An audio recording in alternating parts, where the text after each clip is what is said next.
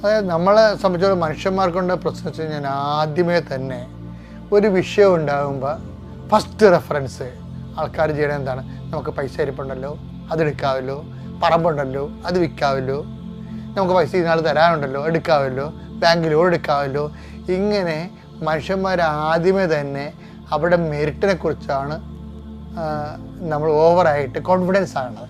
Over confidence മെറിറ്റിനെ കുറിച്ച് ഉണ്ടാകുമ്പോൾ കുഴപ്പം വെച്ച് കഴിഞ്ഞാൽ ദൈവത്തിൻ്റെ ആശ്രയം കുറഞ്ഞിരിക്കും.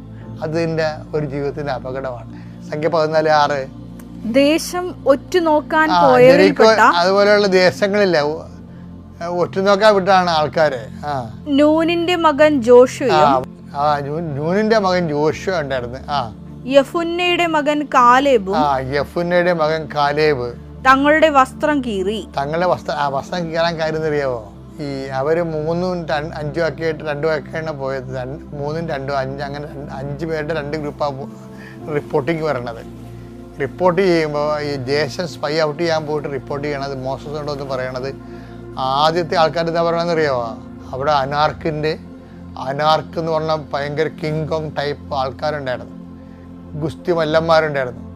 അവിടെ മക്കളൊക്കെ കൊണ്ട് അവർ നമ്മളെ തിന്നുകളയെന്ന് പറയും, പേടിപ്പിച്ച് കളയും മോസസിനെ വരെ. സംഖ്യ 13:27-28 അവർ അവനോട് പറഞ്ഞു, നീ പറഞ്ഞയച്ച ദേശത്ത് ഞങ്ങൾ ചെന്നു. പാലും തേനും ഒഴുകുന്നതാണ് ആ ദേശം. ഇതാ അവിടുത്തെ പഴങ്ങൾ. എന്നാൽ അവിടുത്തെ ജനങ്ങള് മല്ലന്മാരാണ്. പട്ടണങ്ങൾ വളരെ വിശാലവും കോട്ടകളാൽ ചുറ്റപ്പെട്ടതുമാണ്. മാത്രമല്ല അനാക്കിന്റെ വർഗക്കാരെയും ഞങ്ങൾ അവിടെ കണ്ടു. പേടിപ്പിച്ചു കളഞ്ഞു, മല്ലന്മാരെ കണ്ടു. പക്ഷെ ജോഷുവ എന്താ പറയുന്നത് ചോദിക്കാൻ സ്ഥാനം. ജോഷുവ ഇവിടെ ഉണ്ടായിരുന്ന ആളാണ്. ജോഷുവ അതിനെങ്ങനെ കാണുന്നത്? കവനന്റൽ ഫ്രെയിമിൽ അത് കാണുന്നത്. ജോഷുവ എന്താ പറയുന്നത് ചോദിക്കാൻ വായിച്ചു കേട്ടില്ലേ? ദേശം ഒറ്റുനോക്കാൻ പോയവരിൽപ്പെട്ട നൂനിന്റെ മകൻ ജോഷുവയും യഫുന്നയുടെ മകൻ കാലേബും തങ്ങളുടെ വസ്ത്രം കീറി. അവർ ബ്ലാസ്ഫെമിക്കായിട്ടാണ് കീറിയത്. കർത്താവിനെ വിശ്വസിക്കുന്നതിന് പകരം ഇവന്മാർ അവന്മാരുടെ മസിലിൽ വിശ്വസിച്ചു, ശത്രുവിന്റെ മസിലിൽ വിശ്വസിച്ചു. അപ്പൊ അത് ബ്ലാസ്ഫെമിയല്ലേ? അപ്പൊ അവര് സഹിക്കാതെ വസ്ത്രം കീറി.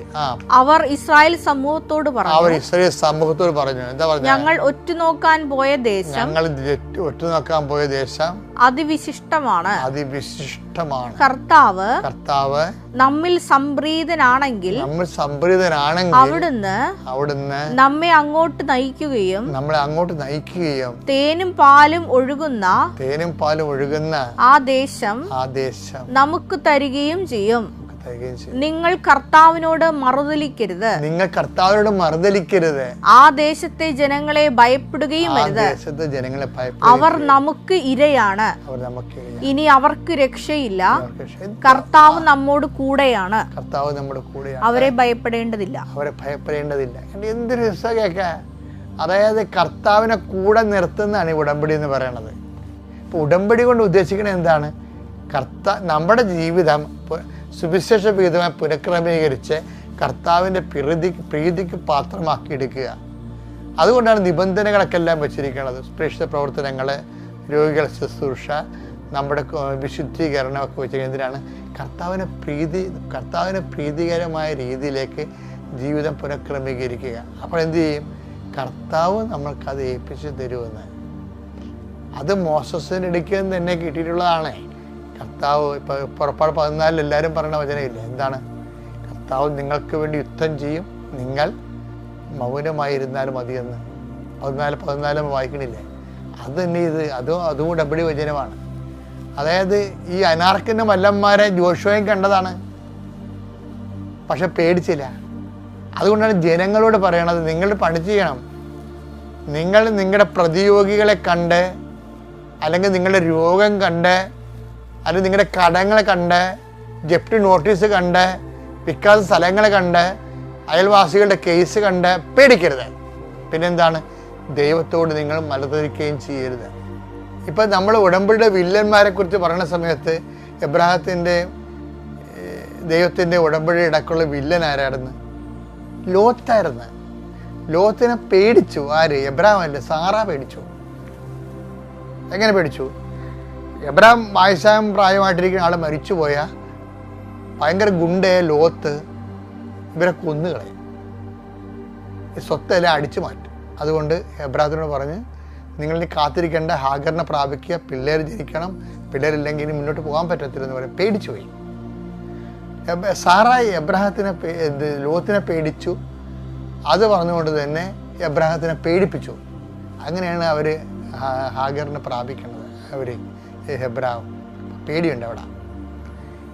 ഇതിൻ്റെ വരുന്നൊരു വിഷയം, 2 കാര്യങ്ങൾ ഉടമ്പടി പാടില്ല. എന്തൊക്കെയാണ്? പേടി പാടില്ല. അയ്യോ ഞാനൊന്നും പഠിച്ചിട്ടില്ലല്ലോ, തോക്കുമോ എന്ന് പറഞ്ഞാൽ കൈയോടെയല്ലേ. അങ്ങനെയല്ല.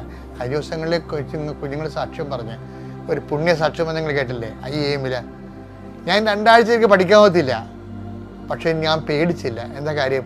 ഞാൻ അമ്മയോട് പറഞ്ഞു, അമ്മേ നീ പരീക്ഷ കൊല്ലം ഉണ്ടാകുമല്ലോ, എനിക്ക് അടയാളം വേണം, അമ്മ ഉണ്ടെന്നുള്ളതിനെ. പേടിച്ചില്ല.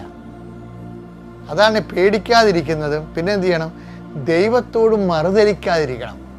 2 സംഭവം ഉണ്ടെങ്കിൽ ദൈവത്തെ പ്രീതിപ്പെടുത്താൻ പറ്റും. ഒന്നെന്താണ്? പ്രതിയോഗികളെ നമ്മൾ എന്തിനു വേണ്ടിയാണോ ഉടമ്പടി എടുത്തിരിക്കുന്നത്, എന്തിനെ പ്രതിരോധിക്കാനാണോ അതിനെ നമ്മൾ പേടിക്കരുത്. പിന്നെ എന്താണ്?